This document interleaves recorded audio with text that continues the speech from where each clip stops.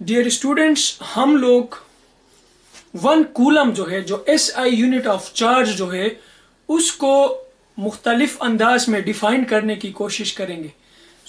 अगर हम लोग, ठीक है, कूलम जो है, कूलम को डिफाइन करना चाहें, ठीक है ना, 1 coulomb, we know that coulomb is the SI unit of, coulomb is the SI unit of charge. This is the SI unit of charge. तो 1 कूलम को हम लोग कैसे डिफाइन करेंगे? ठीक है ना, इसको हम लोग मुख्तलिफ अंदाज में डिफाइन कर सकते हैं। जो सबसे सिंपल वे है, अगर आप लोग यहाँ पे देखें, एक चार्ज ऑन 1 इलेक्ट्रॉन, एक इलेक्ट्रॉन के ऊपर चार्ज कितना होता है? 1.6 इंटू 10⁻⁻19 कूलम।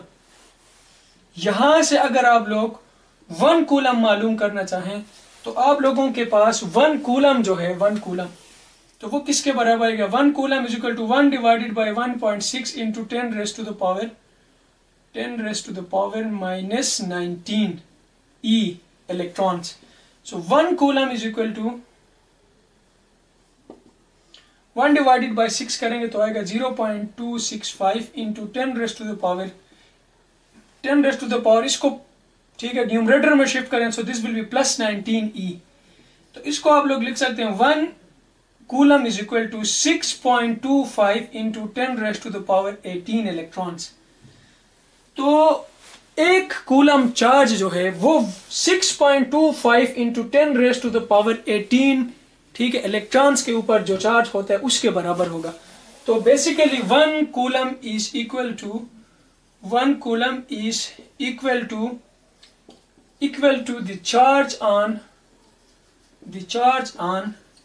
6.25 into 10⁻18 electrons। ठीक है, 6.25 into 10⁻18 इलेक्ट्रॉन्स के ऊपर जो चार्ज होगा वो 1 कूलम कहलाएगा। ठीक है ना। कूलम को हम लोग एक और अंदाज में यूं भी डिफाइन कर सकते हैं। देखें, अगर मैं इलेक्ट्रिक करंट के लिए इक्वेशन लिखूं, I is equal to Q divided by T, तो यहां से Q is equal to I into T, तो 1 कूलम बेसिकली किसके बराबर होगा? 1 एम्पेयर इंटू 1 सेकेंड। ठीक है, किसी कंडक्टर में से अगर करंट फ्लो करे, ठीक है ना, उस कंडक्टर में से अगर 1 एम्पेयर करंट फ्लो करे, 1 एम्पेयर करंट उस कंडक्टर में से 1 सेकंड के लिए फ्लो करे, ठीक है, तो आप समझ लीजिए कि उस कंडक्टर के क्रॉस सेक्शन में से 1 कूलम चार्ज पास हो रहा है। तो इसका क्या मतलब है? If 1 ampere current flows through a conductor, then for 1 second, if 1 ampere current flows through a conductor for 1 second, then we say that 1 coulomb of charge flows through the conductor. Charge flows through the conductor. जी, अगर एक conductor में से 1 ampere current 1 second के लिए flow करे तो आप समझ लीजिए कि उस कंडक्टर में से 1 कूलम चार्ज फ्लो करे। हम कूलम को एक और अंदाज में भी डिफाइन कर सकते हैं। अगर हम लोग, ठीक है, गाउसेस लॉ को इस्तेमाल करें तो गाउसेस लॉ से भी हम लोग कूलम को डिफाइन कर सकते हैं। देखिए, फ्रॉम कूलम्स लॉ, अगर हम लोग कूलम्स लॉ को इस्तेमाल करें तो कूलम्स लॉ से भी हम लोग चार्ज के लिए यूनिट डिफाइन कर सकते हैं। F इज इक्वल टू, ठीक है, K into Q1 Q2 divided by R square. फर्ज करें मैं इस साइड पे 1 यूनिट चार्ज डिफाइन करना चाहता हूं, तो मैं इस साइड पे कैसे 1 यूनिट चार्ज लिखूंगा? तो देखें, F is equal to K की वैल्यू जो है 9 इंटू 10⁻⁻⁻ न्यूटन मीटर स्क्वायर पर कूलम स्क्वायर। तो न्यूटन मीटर स्क्वायर जो है, ठीक है, न्यूटन मीटर स्क्वायर, इसको आप लोग यहाँ पर न्यूटन मीटर स्क्वायर के साथ कैंसिल करें, सो तो आपके पास आएगा 1 coulomb square is equal to Q square. तो यहां से क्यू जो है वो आएगा 1 कूलम के बराबर, प्लस माइनस 1 कूलम के बराबर आएगा। ठीक है, यहाँ पे अगर आप लोग स्क्वायर रूट ले लें तो Q square is equal to 1 coulomb, तो यहाँ पर 1 कूलम स्क्वायर, तो यहाँ से क्यू की वैल्यू आएगी प्लस माइनस 1 कूलम। तो इस इक्वेशन से हम लोग 1 कूलम को कैसे डिफाइन करेंगे, देखें जी। 1 coulomb is the amount of charge. ठीक, अगर एक चार्ज को मैं उसी के बराबर मैग्नीट्यूड वाले चार्ज से 1 मीटर के फासले पे रखूं,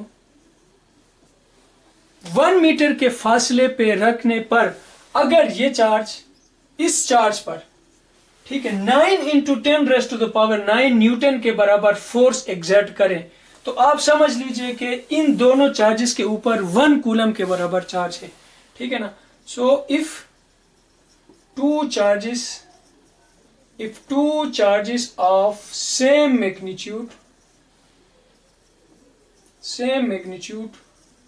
are placed at 1 meter distance and they attract or repel each other with 9 into 10⁻⁹ Newton force, then each one of the charges will be 1 coulomb. तो हम लोग कूलम्स लॉ से 1 कूलम को ऐसे डिफाइन करेंगे। तो देखें, इसको मैं फिर से आपको समझाता हूं। देखें, न्यूटन कूलम्स लॉ से F को हम लोग लिखेंगे Q1 Q2 divided by R square. यहां पे आप लोग Q1 Q2 जो है दोनों को सेम ले लें, Q1 is equal to Q2 is equal to Q। अब इस 9 इंटू 10⁻⁹ को मैं कैंसिल आउट करना चाहता हूं ताकि इस साइड पर मेरे पास 1 यूनिट बचे।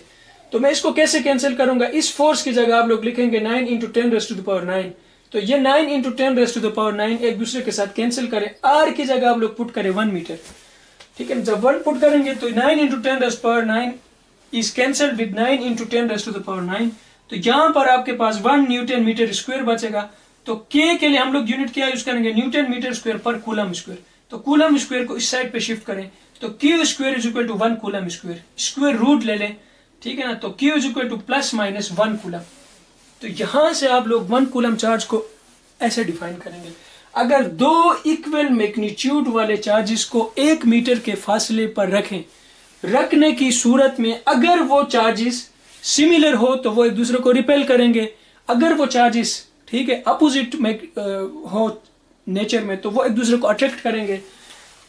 दो, ठीक है, सेम मैग्नीट्यूड वाले चार्जेस को 1 मीटर के फासले पर रखने से अगर वो एक दूसरे पर 9 इंटू 10⁻⁹ न्यूटन के बराबर फोर्स एग्जर्ट करें, तो आप समझ लीजिए कि इस चार्ज के ऊपर भी और इस चार्ज के ऊपर भी 1 कूलम के बराबर चार्ज है।